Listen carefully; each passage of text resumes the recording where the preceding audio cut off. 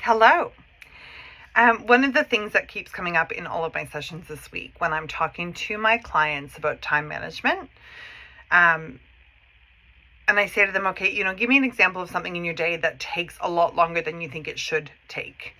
And a classic one is emails. So a lot of people feel that they spend a lot of time crafting and working on these emails that shouldn't take as long, and they write them and they delete them and they write them. It can be a really complicated process.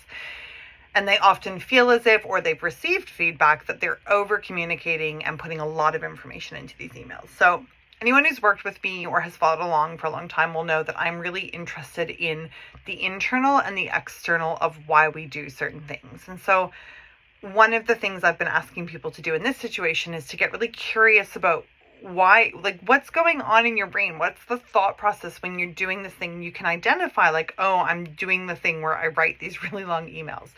And there are three main reasons that I've seen come up over and over and over again. So I'm inviting all of you to go, okay, which one of these resonates for me, if any of them? Maybe all of them do. So one is that if you are a neurodiverse person, we have often felt in our lives like we're missing information or we're not understanding something, and we don't want other people to feel that way. So it comes from that really kind of empathetic place where we're like, no, I want to give everybody the information so that they know what's happening, so they never feel that kind of awkward or embarrassed sense of like, oh, I don't really know what's going on here. Another reason that a lot of us tend to over communicate is that there can be this real kind of perfectionist drive and this belief that if we get this really good, like I want people to read my emails and be like, oh my God, what a great email. Most people probably read my emails and think, holy shit, I did not need to read this novel, But that is a bit of a protective mechanism against rejection sensitivity. So I want to do such a good job that nobody's ever going to give me feedback and be like, look, you've missed all of this information. What's going on here? And the third reason I see is that one of the things our neurodiverse brains really need to know is that we need to know when something is going to be finished, and we need to know how we are going to know when it's finished.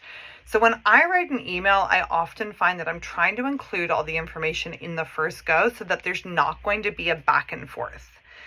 Because if I write an email, I want it to be done. I don't want them to write back and go, but what about this? Because the longer that email thread gets, the more I am likely to lose the information and to get overwhelmed and to completely go into a state of paralysis. So if you are someone who knows that you tend to over communicate in email in this case, but in other forms as well, text message, voicemails, face-to-face, get curious about, okay, well, where is this coming from?